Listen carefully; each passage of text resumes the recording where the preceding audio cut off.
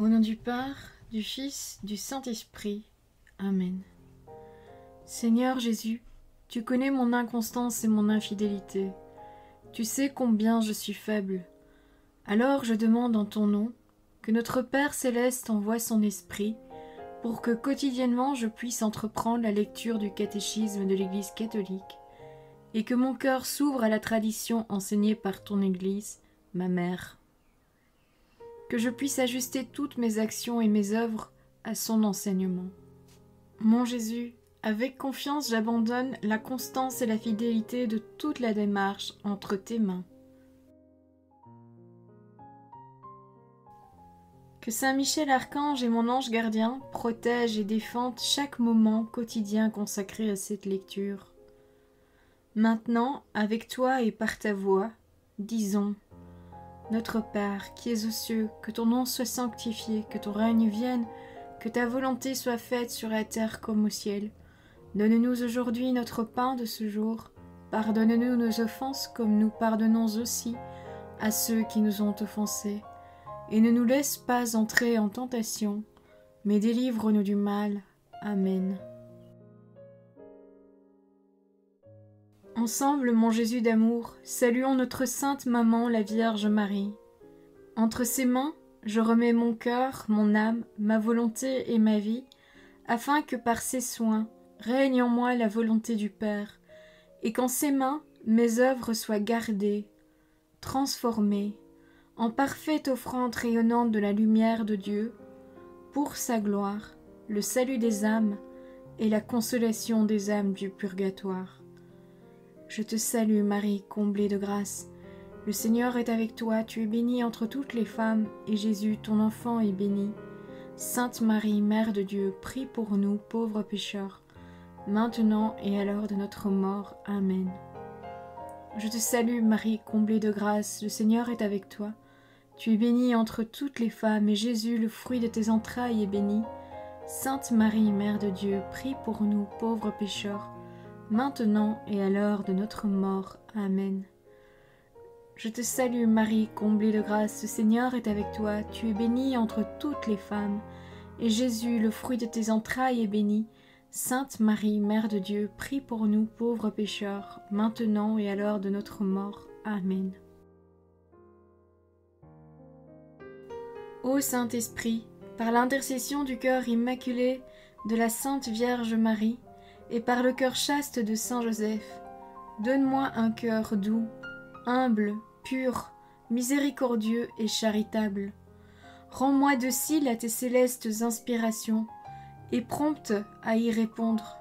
Que mon cœur enflammé de ton amour soit en toutes ses œuvres dans la volonté du Père, œuvrant ainsi sous ton joug léger et joyeux. Père céleste, je fais ces demandes par les mérites, les œuvres et les souffrances de Jésus-Christ, ton Fils bien-aimé. En mon nom, au nom des âmes de ma famille, au nom des âmes de mes proches, au nom des âmes qui se sont recommandées à mes prières, au nom des âmes constituant ta Sainte Église, le pape, les cardinaux, les évêques, les prêtres, les religieux et religieuses, les laïcs, au nom des âmes qui ne te connaissent pas, des âmes des païens, des âmes des hérétiques, des âmes des apostats et des âmes froides. En tout temps, dans les siècles des siècles. Amen. L'Ancien Testament, numéro 121. L'Ancien Testament a une partie inadmissible de l'Écriture sainte. Ces livres sont divinement inspirés et conservent une valeur permanente, car l'Ancienne Alliance n'a jamais été révoquée. Numéro 122. En effet, l'économie de l'Ancien Testament avait pour principale raison d'être de préparer l'avènement du Christ sauveur du monde. Bien qu'ils contiennent de l'imparfait et du provisoire, les livres de l'Ancien Testament témoignent de toute la divine pédagogie de l'amour salvifique de Dieu. En eux se trouvent de sublimes enseignements sur Dieu, une bienfaisante sagesse sur la vie humaine, d'admirables trésors de pierre. En eux aussi se tient caché le mystère de notre salut. Numéro 123. Les chrétiens vénèrent l'Ancien Testament comme vraie parole de Dieu. l'Église a toujours vigoureusement repoussé l'idée de rejeter l'Ancien Testament, sous prétexte que le Nouveau l'avait rendu caduc. C'est le marcionisme. Nouveau Testament, numéro 124. La parole de Dieu, qui est une force divine pour le salut de tout croyant, se présente dans les écrits du Nouveau Testament, et sa puissance s'y manifeste de façon singulière. Ces écrits nous livrent la vérité définitive de la révélation divine. Leur objectif central est Jésus-Christ, le Fils de Dieu incarné, ses actes, ses enseignements, sa passion, sa glorification, ainsi que les débuts de son Église sous l'action de l'Esprit Saint. Numéro 125. Les évangiles sont le cœur de toutes les Écritures, en tant qu'ils constituent le témoignage par excellence sur la vie et sur l'enseignement du Verbe incarné, notre Sauveur. Numéro 126. Dans la formation des évangiles, on peut distinguer 3 étapes. La première, la vie et l'enseignement de Jésus. L'Église tient fermement que, des 4 évangiles, dont elle affirme sans hésiter l'historicité, transmettent fidèlement ce que Jésus, le Fils de Dieu,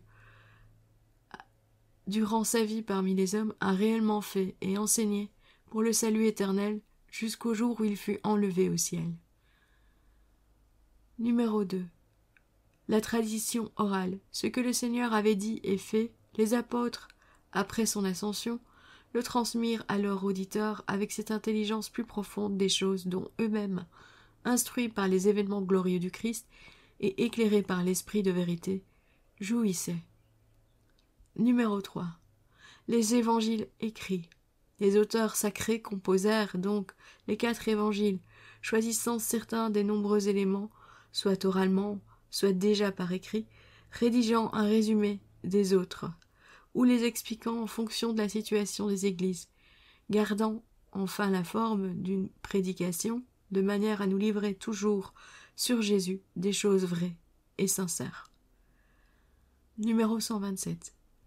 L'évangile quadriforme occupe dans l'Église une place unique, dont témoigne la vénération que la liturgie lui accorde, et l'attrait incomparable qu'il a exercé de tout temps sur les saints. Il n'y a aucune doctrine qui soit meilleure, plus précieuse et plus splendide que le texte de l'Évangile. Voyez et retenez ce que notre Seigneur et Maître, le Christ, a enseigné par ses paroles et réalisé par ses actes. C'est par-dessus tout l'Évangile qui m'entretient pendant mes oraisons. En lui je trouve tout ce qui est nécessaire à ma pauvre âme. J'y découvre toujours de nouvelles lumières, des sens cachés et mystérieux. L'unité de l'Ancien et du Nouveau Testament. Numéro 128. L'Église, déjà au temps apostolique, et puis constamment dans sa tradition, a éclairé l'unité du plan divin dans les 2 testaments, grâce à la typologie. Ceux-ci discernent dans les œuvres de Dieu sous l'Ancienne Alliance des préfigurations de ce que Dieu a accompli dans la plénitude des temps, en la personne de son Fils incarné. Numéro 129. Les chrétiens lisent donc l'Ancien Testament à la lumière du Christ mort et ressuscité. Cette lecture typologique manifeste le contenu inépuisable de l'Ancien Testament. Elle ne doit pas faire oublier qu'il garde sa valeur propre de révélation, réaffirmée par notre Seigneur lui-même. Par ailleurs, le Nouveau Testament demande d'être lu aussi à la lumière de l'Ancien. La catéchèse chrétienne primitive y aura constamment recours. Selon un vieil adage, le Nouveau Testament est caché dans l'Ancien, alors que l'Ancien est dévoilé dans le Nouveau. Le Nouveau se cache dans l'Ancien, et dans le Nouveau, l'Ancien se dévoile. Numéro 130. La typologie signifie le dynamisme vers l'accomplissement du plan divin, quand Dieu sera tout en tous. Première lettre aux Corinthiens, chapitre 15, verset 28. Aussi, la vocation des patriarches et l'exode de l'Égypte, par exemple, ne perdent pas leur valeur propre dans le plan de Dieu, du fait qu'ils en sont en même temps des étapes intermédiaires. Voilà, c'est tout pour aujourd'hui. Je vous souhaite une bonne et sainte journée. Que votre ange gardien veille bien sur vous. Que votre âme soit bien dans le cœur de Jésus et de Maman Marie, et que le Seigneur nous bénisse tous, au nom du Père, du Fils, du Saint-Esprit. Amen.